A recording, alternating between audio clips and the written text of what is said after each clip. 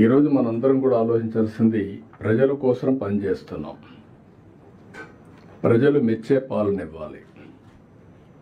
చరిత్రలో మీరు చూస్తే రాజులు ఒకప్పుడు మారు వేషాలు వేసుకొని ప్రజలు ఏమనుకుంటున్నారో సమాచారం తెప్పించుకునేవాళ్ళు. తర్వాత ప్రజాస్వామ్యంలో మీరు చూస్తే ఎన్నో వ్యవస్థలు. ఈరోజు ఫస్ట్ మీరు చూసినప్పుడు ఇలాంటి సమస్యల్ని ఏ విధంగా పరిష్కారం చేయాలంటే ప్రజలకు మెచ్చిన పాలన అవినీతి ఉంది కాబట్టి విజిలెన్స్ డిపార్ట్మెంట్ తీసుకొచ్చుకున్నాం. ఏసీబీ వచ్చింది. ఇలాంటి అనేక వ్యవస్థలను రూపకల్పన చేశాం. ప్రభుత్వం ఏం చేస్తున్నావో ప్రజలకు తెలియాలి కాబట్టి ఇన్ఫర్మేషన్ కమిషన్ పెట్టుకున్నాం. అంటే మనం చేసే పనులన్నీ ప్రజలకు ఎప్పటికప్పుడు తెలిసి ఒక పాజిటివ్ పబ్లిక్ పర్సెప్షన్ క్రియేట్ చేయడం కోసం అలాంటి డిపార్ట్మెంట్ పెట్టుకున్నాం. అయితే over a period of time అన్ని డిపార్ట్మెంట్ డైల్యూట్ కావడం కానీ లేకుంటే నాన్ పర్ఫార్మెన్స్ కానీ రెండూ వచ్చాయి. ఇంకొక పక్కన ఈరోజు అందుకనే టెక్నాలజీ ఒక హ్యాండ్లుగా బిగ్ అడ్వాంటేజ్గా తయారైంది. మనందరికీ గుర్తుపెట్టుకోవాలి. ఈరోజు మనందరం ఇక్కడ ఉన్నాం. ఈరోజు files clearance we can go through real time. ఎవరు ఏం చేశారో ఈ మంత్లో చూసుకుంటాం. ఈ మంత్లోనే కాకుండా పబ్లిక్ పర్సెప్షన్, ఏ సెక్రటరీ, ఏ ఆఫీసర్ ఎక్కడ పనిచేశారు, మీ కింద నుండే డిపార్ట్మెంట్ల యొక్క పర్ఫార్మెన్స్ని yearly, quarterly, monthly, daily monitor చేసే పరిస్థితికి వచ్చాం టెక్నాలజీ వల్ల. అదే మరి ఇంకొక పక్కన మీరు చూసినప్పుడు డేటా డ్రివన్ గవర్నెన్స్ గురించి మాట్లాడుతున్నాం. నేను ఎన్నోసార్లు చెప్పాను మీకు, డేటా లేక్ రెడీ అయింది, మన వాళ్ళు ఎక్స్ప్లెయిన్ చేస్తారు. ఈ డేటా లేక్ వల్ల స్టేట్ గవర్నమెంట్, సెంట్రల్ గవర్నమెంట్ అన్ని డిపార్ట్మెంట్లని ఇంటిగ్రేట్ చేసాం. Data real time. అది ఇంటిగ్రేట్ చేసిన తర్వాత ఆ డేటాలో మనకు క్లారిటీ వస్తుంది. ఏ ఆఫీసరు ఏమనుకుంటున్నాడో కూడా ఉంటుంది ఇప్పుడు దీంట్లో. ఇట్లా వెరీ ఇంట్రెస్టింగ్. ఎందుకంటే పబ్లిక్ పర్సెప్షన్కి మనం ఐవీఆర్ఎస్ తీసుకుంటున్నాం. ఒకప్పుడు public perception only intelligence department ఒకటి ఉంటుంది. సీఎంకి ఎప్పుడు ఒక చీఫ్ మినిస్టర్కి, ప్రైమ్ మినిస్టర్కి ఐబీ ఉంటుంది, ఇక్కడ ఇంటెలిజెన్స్ ఉంటుంది. నాకు ఒక అలవాటు ఎప్పటి నుంచో, నేను ఫస్ట్ మీట్ చేసేది ఇంటెలిజెన్స్ మీట్ చేస్తాం. అది పర్ఫెక్ట్ అని కాదు, కొంత సమాచారం ఇస్తారు. ఏం జరుగుతూ ఉందో పొలిటికల్, ఎకనామిక్, కరప్షన్, ఎవ్రీథింగ్. ఎందుకంటే ఒక పరిపాలనలో సుపరిపాలన ఇవ్వాలంటే ఎప్పటికప్పుడు సమాచారం తెలియాలి కాబట్టి ఇన్ఫర్మేషన్ డిపార్ట్మెంట్ ఉంటుంది. అదే సమయంలో నేను ఎప్పుడు ఒకసారి ఇంటెలిజెన్స్ అయినా డీజీతో కలుస్తాను. హైదరాబాద్లో ఉన్నప్పుడు కమిషనర్ ఆఫ్ పోలీస్, డీజీ ఇద్దరు వచ్చారు. అది మేజర్ పోలీస్ వ్యవస్థ కాబట్టి లా అండ్ ఆర్డర్ మెయింటైన్ చేయడానికి ఇప్పుడు కూడా ఆ సాంప్రదాయాన్ని పాటిస్తున్నాం. ఆ తర్వాత చీఫ్ సెక్రటరీ వస్తారు. మా ఆఫీసులో ఎంతమంది ఉంటే చీఎస్ తర్వాత వచ్చి ఈరోజు ఏం చేశారో, ఏం చేయాలనో డైరెక్షన్ ఇవ్వడం. టోటల్ అడ్మినిస్ట్రేషన్ కంట్రోల్ చేసే ఇది వారికి ఉంది కాబట్టి అవన్నీ ఇచ్చాం.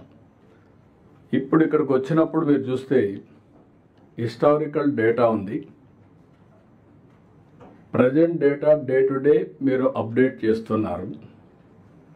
అవేర్ వ్యవస్థ ద్వారా 42 పారామీటర్స్, రేపు అవసరమైతే 50-60 పారామీటర్స్ తీసుకుంటాం. రియల్ టైం డేటా వస్తుంది, అవేర్ ద్వారా కూడా ఎక్స్ప్లెయిన్ చేస్తాం. ఇవన్నీ వచ్చిన తర్వాత ఈరోజు వాట్సాప్ గవర్నెన్స్ వచ్చింది. లాస్ట్ మైల్కి రియల్ టైం కమ్యూనికేట్ చేసే right decision, which is the right decision communicate చేసే వ్యవస్థ కూడా వచ్చింది. దీనివల్ల ఆఫీసర్స్ ఏ డెసిషన్ తీసుకున్నా 95% ఎక్యురసీ, 90% ఎక్యురసీ వస్తుంది. నిన్న కూడా మీరు చూశారు, ఇండియాలో పోటీపడి వస్తున్నారు. మన దగ్గర గూగుల్ వచ్చారు. $15 బిలియన్ విశాఖపట్నంలో ఖర్చు పెడుతున్నారు. Data centre and AI. అది ఏ విధంగా వచ్చింది అని మీరు ఆలోచించుకుంటే, ఒకటి మనం టెక్నాలజీలో స్ట్రాంగ్గా ఉండడమే కాకుండా, రెండోది మనకు దగ్గర కొన్ని మార్పులు పవర్లో తీసుకొచ్చాం. గ్రీన్ ఎనర్జీ, ప్రపంచమంతా కూడా గ్రీన్ ఎనర్జీ వైపు ముందుకు పోయే పరిస్థితికి వచ్చారు. ఈ 1.5 yearలో మీరు చూస్తే మనం గ్రీన్ ఎనర్జీ వైపు వెళ్ళాం. కాస్ట్ తగ్గుతుంది. భవిష్యత్తులో అన్ని దేశాల్లో ప్రోబిటివ్ కాస్ట్ ఎనర్జీ ఉంది. ఇక్కడ ఈ అడ్వాంటేజ్ ఉంటుందనే ఉద్దేశంతో విశాఖపట్నంలో 1 gigawatt బిగ్గెస్ట్ డేటా సెంటర్ వచ్చే పరిస్థితికి వచ్చారు. నేను మైక్రోసాఫ్ట్ వచ్చాను. మైక్రోసాఫ్ట్ వచ్చి ఢిల్లీలో పిఎంను కలిసి 1,55,000 కోట్ల రూపాయలు పెట్టుబడులు పెట్టడానికి సిద్ధంగా ఉన్నారు. అంటే ప్రపంచానికి ఒక నాలెడ్జ్ హబ్గా భారతదేశం తయారవుతుంది. మీరందరూ ఒకటి, అందుకే నేను అప్పుడప్పుడు అంటాను మీ అందరితో, వీఆర్ ఇన్ ఇన్స్పైరింగ్ టైం అని. ఇప్పుడు ఇవన్నీ కూడా ఇక్కడికి వచ్చినప్పుడు ఈరోజు ఆ ప్రజెంటేషన్లో మీకు ఒకసారి చూపిస్తాం. మీ అందరికి కూడా ఒకటి, చాలామంది అప్పుడప్పుడు నేను చూస్తూ ఉంటాను, ఏదో దేశాన్ని మొత్తం మనమే మోసినట్టు బిహేవ్ చేస్తూ ఉంటారు. ఈరోజు సింప్లిఫికేషన్స్ వచ్చేసాయి. మనం హార్డ్ వర్క్ కాదు కావాల్సిన, స్మార్ట్ వర్క్. నేను రిపీటెడ్గా చెప్తాను, ఎవ్రీథింగ్. ఎన్ని ఫైల్స్ వస్తాయి ఒక ఆఫీసర్కి? వస్తే ఒక 4-5 వస్తాయి, అంతేనా? ఆవరేజ్ మీకు 6-7 వస్తుందంటే 5-6 చూద్దాం. కొన్ని డిపార్ట్మెంట్ని బట్టి ఇంకొకటి కూడా ఉంది మీకు వెరీ ఇంట్రెస్టింగ్. ఫైల్స్ కావాలని క్రియేట్ కూడా చేస్తున్నారు. This is another biggest challenge. ఎందుకు అది జరుగుతూ ఉందంటే, కిందికి పైకి తిప్పాలి కాబట్టి ఒక ఫైల్ క్రియేట్ చేసి పైకి పంపించేస్తున్నారు. అవసరమైతే would redraft business rules. Business rules ఏమి ఇప్పుడు కాన్స్టిట్యూషన్ ఇన్నిసార్లు అమెండ్ చేసుకున్న తర్వాత బిజినెస్ రూల్స్ ఎందుకు అమెండ్ చేసుకోకూడదు? మీ పర్ఫార్మెన్స్ అంతా ఎవ్రీథింగ్ ఆన్లైన్. అకౌంటబిలిటీ ఒకప్పుడు నేను చూసేవాడిని, అది కూడా చెప్తాను మళ్ళీ. రెవెన్యూ డిపార్ట్మెంట్లో కిందన పైకి పంపించేవాళ్ళు. కడాన లింక్ ఫైల్ ఉండేది కాదు. అంటే ఎవడేం చేశాడు ఎవడు తెలిసేది కాదు. ఇప్పుడు నేను నిన్నే రెవెన్యూ డిపార్ట్మెంట్ చెప్పాను, సాయి ప్రసాద్ అందరి గురించి మీరు చెప్పాను. రాబోయే రోజుల్లో everything will be in link file, blockchain. ఇంకా ట్యాంపర్ చేయడానికి అవకాశం లేదు. వన్స్ అది వస్తే revenue records are safe.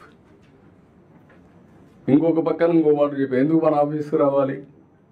Registration అయ్యింది, కొరియర్ సర్వీస్లో పంపించేయండి రిజిస్ట్రేషన్ డేట్స్. పట్టాదారు పాస్ పుస్తకాలు ఉన్నాయి, పట్టాదారు పాస్ పుస్తకం మీ దగ్గర ఎందుకు రావాలి? ప్రింట్ చేసి చెన్నైలో ప్రింట్ చేస్తున్నారు కొత్త పుస్తకాలన్నీ. ఆ సెక్యూరిటీ ఫీచర్స్ పెట్టి, ఆ సెక్యూరిటీ ఫీచర్స్ అడ్రస్ అతనికి ఇచ్చి అతనే పంపిస్తాడు నేరు కొరియర్ సర్వీస్లో. అంటే the way I'm thinking is different. మీరందరూ ఇవి గుర్తుపెట్టుకోవాలి. అప్పుడు మీకు హ్యూమన్ టచ్ తగ్గితే వాళ్ళు కూడా హ్యాపీగా ఫీల్ అవుతారు. పబ్లిక్ మనం సర్వీస్ చేస్తున్నాం తప్ప వాళ్ళని పీనలైజ్ చేయడానికి కాదు. అవి కూడా మనం చూద్దాం.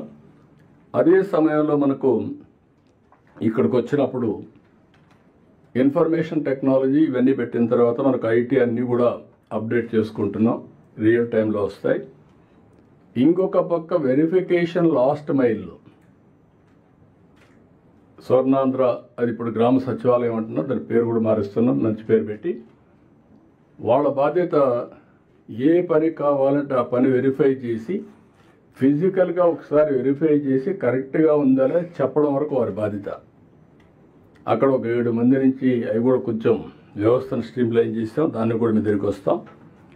తర్వాత presentation on centrally sponsored schemes, ఇది కూడా చాలా ముఖ్యం. లాస్ట్ ఇయర్ అంటే 5 సంవత్సరాలు ఏ స్టేజ్కి తీసుకొచ్చారంటే లాస్ట్కి వచ్చే కొందికి సెంట్రల్లీ స్పాన్సర్డ్ స్కీమ్స్ వాడుకోవడం మానేసి వాళ్ళ డబ్బులు డైవర్ట్ చేసి గవర్నమెంట్ ఆఫ్ ఇండియా రూల్స్ మార్చారు ఆంధ్రప్రదేశ్ కోసం. ఆ రూల్స్ ఏ విధంగా మార్చారంటే, మీరు ఎస్క్రో అకౌంట్ పెట్టండి, మీకు డబ్బులు ఇస్తాం, పనిచేయండి, యూసీసీ ఇవ్వండి, మళ్ళీ ఆ అకౌంట్కే పంపిస్తాం. అంటే డైవర్ట్ చేయడానికి వీలు లేకుండా కొత్త విధానం తీసుకొచ్చారు. ఆంధ్రప్రదేశ్ జరిగిన అవకతవకల కోసం ఉండే అడ్మినిస్ట్రేషన్ మనం గుర్తుపెట్టుకోవాలి. ఇది ఈ సంవత్సరం మనం మ్యాక్సిమం సెంట్రల్ స్పాన్సర్ స్కీమ్స్ తీసుకురావాలి. దానికి కూడా ఏం చేయాలో మనం వర్కౌట్ చేయాల్సిన అవసరం ఉంది. ఇంకొక పక్కన మీరు గుర్తుపెట్టుకోవాల్సింది ఇక్కడ concern secretaries, ministers, success stories with outcomes. Every department is working for outcome.